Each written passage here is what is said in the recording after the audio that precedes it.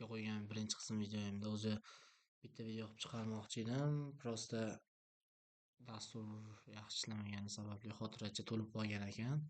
Shunga videoni ikkiga bo'lib qo'yibdi. Bir qismi o'chib ketgan, shuning uchun yana davom ettirishiga to'g'ri keldi to'liq formatda. Xo'p, biz nima qilyaptik? Mana shu Wi-Fi'da buzyaptik, ya'ni Inbox internet E07520 mana uyimda turgan Wi-Fi. Mana shuni aynan mana shu berilgan parola, ya'ni inbox 312 630 6603 Xo'p do'stlar, biz uydagi Wi-Fi mana shu parolani topishimiz kerak edi. Birinchi qismda shu bo'yicha ishlarni olib bordim. Keyin video bo'linib qoldi. Endi davom ettirsam, hop, buni o'chirsam bo'laveradi endi. Men buni bu yoqda ChatGPTda, Gemini'da tayyorlab qo'ydim. Agar xohlasizlar Telegram kanalimga tashlab qo'yaman, so'rasalaring. Bu komandalar yana boshqatdan boshlab terminalda ushbu komandalarni terish, bu har bittasi nima ishlar bajaradi, yana boshqatdan boshlab tushuntiraman. Agar birinchi qism videoda tushunmaganlar yo bir to'xtab qolganlar bo'lsa. Hop, dastlab Linuxda terminalni ochaman. Ctrl Shift plusni bossalaring, sal kattaroq bo'ladi.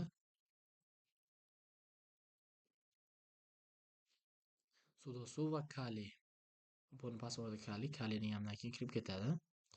Xo'p, endi qiladigan ishim birinchi navbatda menda Wi-Fi adapter ulangan. Buni bu yoqdan tekshirib olishlaring kerak. Yana bir qator USB dan Realtek. Bu men hozir ulangan Wi-Fi'im. Wi-Fi adapterim. Bu Windows kompyuterimning ichida Windows'imda ichidagi Linux operatsion tizimiga hozir shu adapter ulangan va faol holatda. Buni ham tekshirib ko'rish uchun odatdagi bizda komandamiz ifconfig deb qo'ysak, mana VLAN 0. Agar mana shu yerdan past chiqmasa, ya'ni mana shu qism chiqmasa, tepasini o'zi chiqsa egar, demak mana VLAN 0, ya'ni Wi-Fi adapterlar qo'shilmagan bo'ladi. Shunga bir qator ko'z yugurtirib o'tirasizlar. Xo'p, birinchi navbatda biz mana shu VLAN 0 adapterda mod monitor rejimiga o'tkazishimiz kerak. Adashmasam bu haqda birinchi qismdagi videoda ham aytdim. Airmon ng start VLAN 0 kutamiz. Xo'p, mana mod monitor rejimiga o'tdi.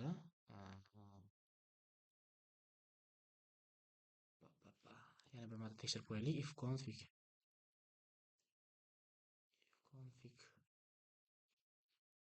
Mana do'stlar, ko'rishingiz mumkin, 3-qatorda menda dastlab VLAN 0 ko'rinyapti. Bu meni oddiy Wi-Fi adapterim holatida. Endi buni men hozir monster holatiga, ya'ni hujum holatiga o'tkazib qo'ydim, ya'ni mod monitor rejimiga. VLAN 0 mon bo'lib o'zgaradi. Boshqacha bo'lib o'zgarishi ham mumkin sizda, agar adapter boshqa bo'lsa.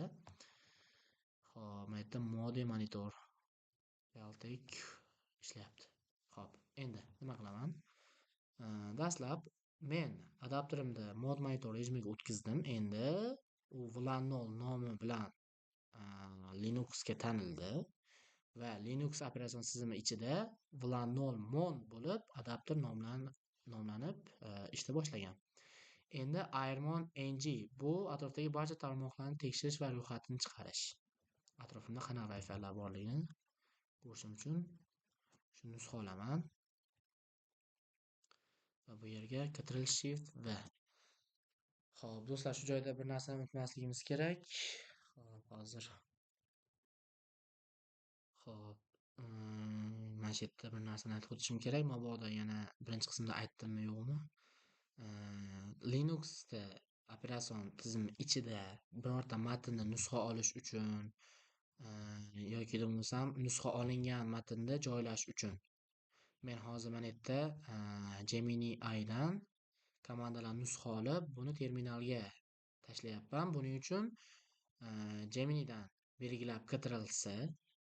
Hop, endi buni komandaga o'tkazdim.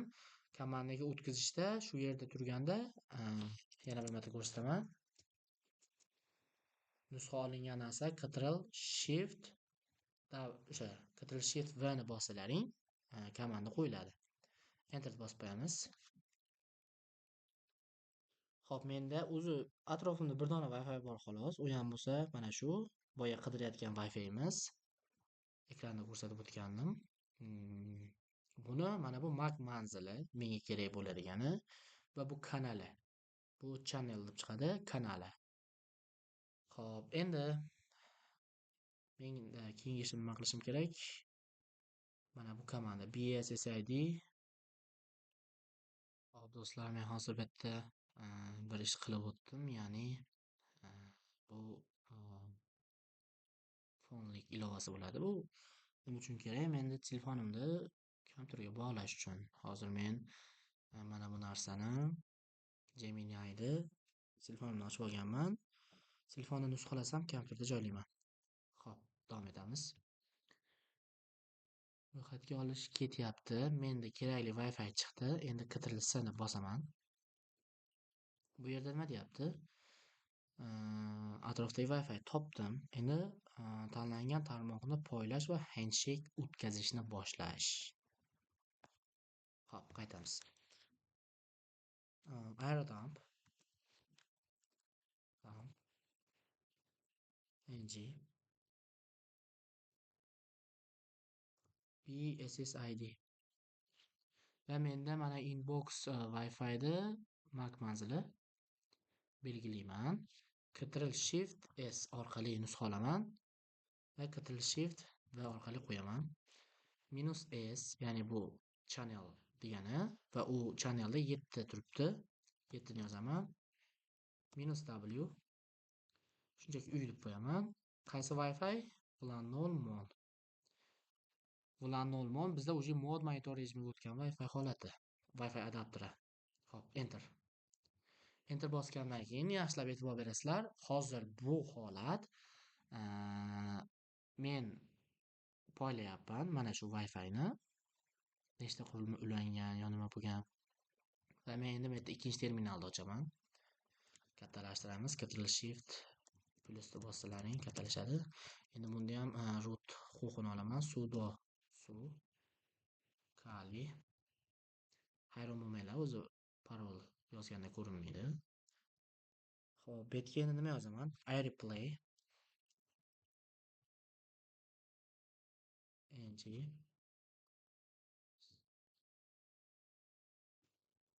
English -a. Ctrl Shift W qiling, boyagi Mac manzilni joylashtiradi. Bilan 0 Wi-Fi adapter orqali. Xo'p, e'tibor beringlar, bu narsa nima? Men ikkinchi terminalda nima qilyapman?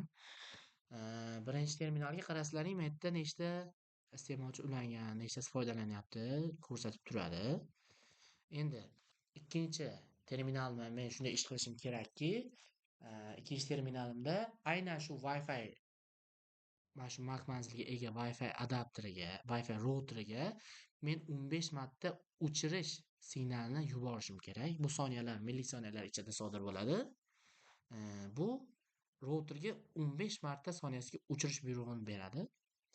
Endi o'chirganda nima bo'ladi desangiz, bilsanglar, uyga kelsalaring Wi-Fi'ga telefonlaring avtomatik ulanib qoladi agar Wi-Fi yoniq bo'lsa, ya'ni unda password bor. Bizning telefonlarimiz, ya'ni hozir ana shu iste'mol qilayotgan 3 ta telefonda shu Wi-Fi'da paroli ochiq, unda ochilgan. Va har safar uyga kelganda, avtomatik ulanayotganda shu parollarni Wi-Fi routeriga o'zini tanishtirish uchun, begona emasligini bildirish uchun jo'natadi. Aynan shu 3 ta foydalanuvchi. Va ana shu jo'natilayotgan parollarni, passwordlarni men havoda tutib olishim, handshake qilish bo'ladi. Xo'p, endi bu shuni bosgandan keyin enter bosaman. Jarayon boshlandi. Qurilmalarda, ya'ni mana bu qurilmalarda Wi-Fi 1-2 soniyaga o'chib qoladi. Mana uzilib qoladi. Va men yerda mana VPA handshake shu adapter routerdagi Wi-Fi handshake qilindi. Xo'p, endi keyingi ishim kiritilsa, menda handshake chiqdi, bo'ldi yetarli. Va men yerda tushuntirib o'tib ketay, agar siz mana 15 ni o'rniga 0 qo'ysangiz, jarayon to'xtovsiz ketadi.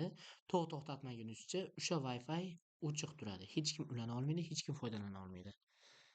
Buni ham bir o'ziga yarasha kerakli joylari bor. Eslatib bir sinab ko'rsalaring bo'ladi. Xo'p, handshake qilindi. Endi bu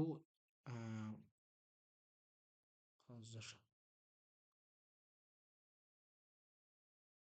mana shu 3 ta qurilmadan bittasi qayta ulanishda уже Wi-Fi o'tdi. Men endi uni tutib olishim kerak.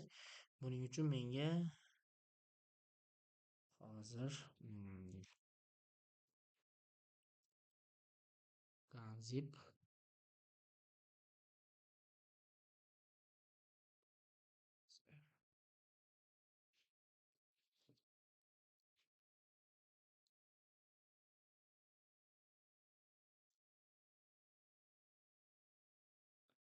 word lists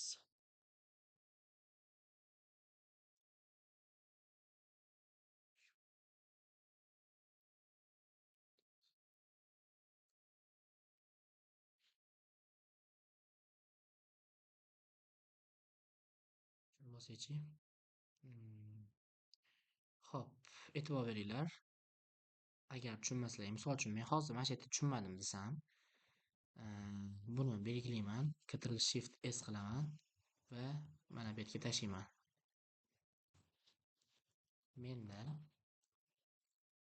hozir shunday holat.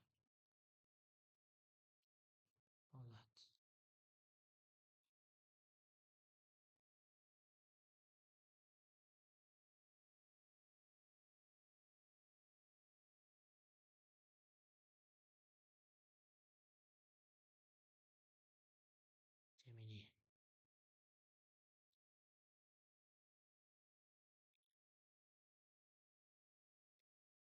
Xo'p, endi bu yerga ls deb yozaman. Menga kerak mana bu. Juda yaxshi. Xo'p, endi keyingisiga o'tsam ham bo'lar ekan. Bu yerga o'taman. Hop, buni yozdim. Bu komandadan o'tdik. Endi bunga.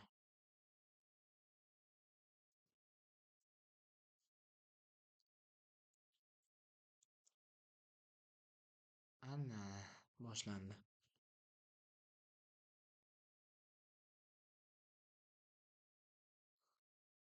Xo'p, endi savol berishlari mumkin. Bu yerda nimaga, bu nima ketyapti hozir bu yerda jarayon? Mana yerda asosiy fokus ketyapti, ya'ni bu yerda parollar terilyapti. Bu yerda shu jarayonni tahlil berayotgan masterga, transitga Mac. Xo'p, e'tibor beringlar. Do'stlar, bu yerda hozir matematikadagi kombinatorika usuli menda word list, ya'ni so'zlar to'plami yoki parollar, passwordlar to'plami desa ham bo'ladi. Ana shunaqa fayl bor. Buni albatta Telegram kanalimga tashlab qo'yishga harakat qilaman. Bu nima? E'tibor berayotgan bo'lsalaring, raqam va harflardan iborat parollar to'plami. Shu 6 xonalikdan boshlab ko'p cheksiz xonaligacha o'zi terib chiqadi. Menda bor narsalardan kombinatorika usulidan foydalansa ham bo'ladi, word listdan foydalansa ham bo'ladi. Xo'p, endi bu yerda nimaga 1 soat 25 minut? Chunki boya ko'rib chiqdik, mana bu Wi-Fi da uzunligini qarang.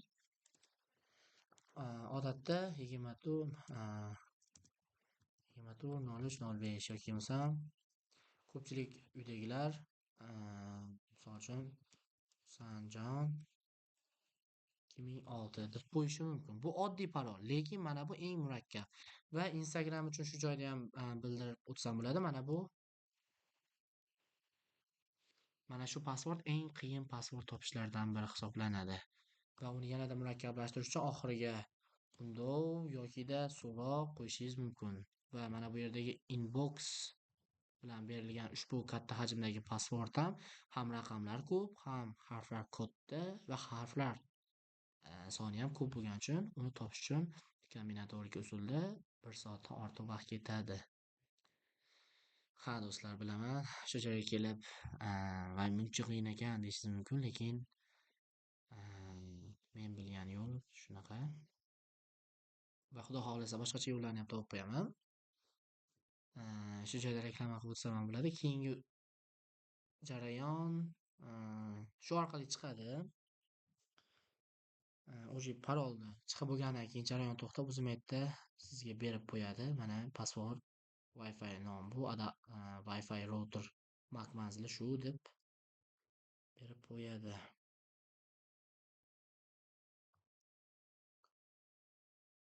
Xo'p do'stlar, bu yerda jarayon to'xtatsam bo'ladi.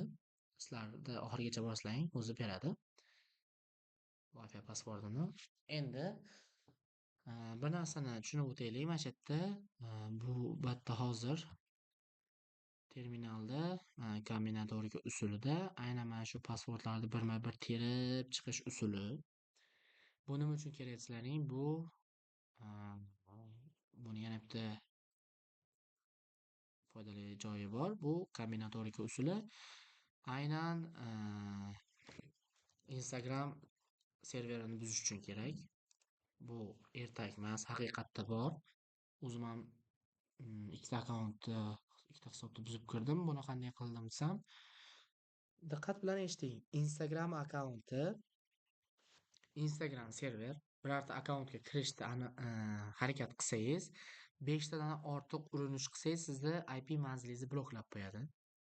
Buni bilasizlar deb o'ylayman. Xo'p, endi buni eng yaxshi yechimi deb men shuni bildim. Birinchi terminalda men atakani boshlayman va jarayon passwordni hali terish boshlamasdan oldin ikkinchi terminalda men har 3 ta yoki 4 ta urinishda IP manzilni almashtirish uchun kod yozib qo'yaman. Har 4 ta mana bu terminalda har 4 ta password terganda bu yerda bir marta IP manzilini almashtiradi. Buning uchun buni natijasida menda cheksiz imkoniyatlar sodir bo'ladi. Xo'p. Endi buni tozalab yuboraman. Va jarayon password topganingizdan keyin do'stlar,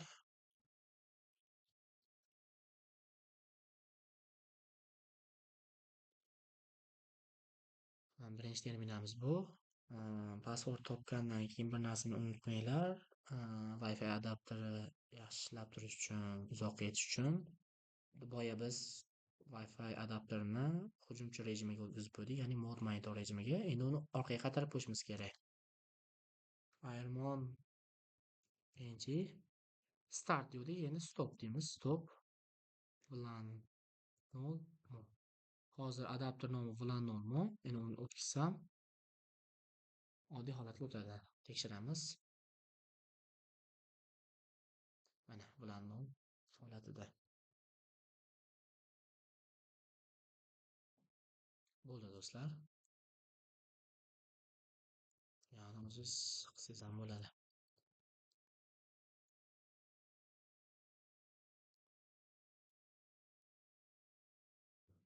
Birinchi qismni davomi, ikkinchi qism shu edi. E'tiboringiz uchun rahmat. Geminiga to'g'rima-to'g'ri ochiq-ochiq ayting. Bu o'rganish maqsadida shu ishni qilyapman, ya'ni Wi-Fi'da passwordni topish. Bu bo'yicha menga yordam ber deb sekin maslahat qilib va unutmasligimiz kerak bo'lgan va yaxshi tushunib olishimiz kerak bo'lgan narsa bu terminalda yozganimizda undagi mana bu narsani jarayonimdek belgilab turib, mana bu Geminiga tashlashdan oldin buni nusxa olish, shunchaki unutmang, Ctrl Shift S bilan nusxa oladi. Mana Geminiga qo'ysangiz Ctrl V qilaverasiz. Endi buni belgilab turib, misol uchun yoki mana bu narsani belgilab Ctrl S qildingiz. Endi buni terminalga joylamoqchisiz. Ctrl Shift V. Ctrl V emas, shunchaki Ctrl Shift V. Shuni bilsak bo'ldi. Albatta do'stlar, ishni boshlashdan oldin sudo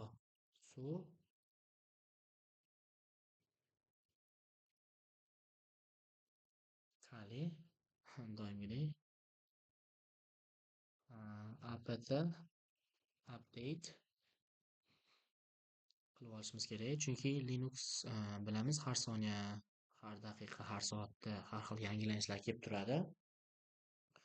Umumiy holda siz yozishingiz mumkin apt update va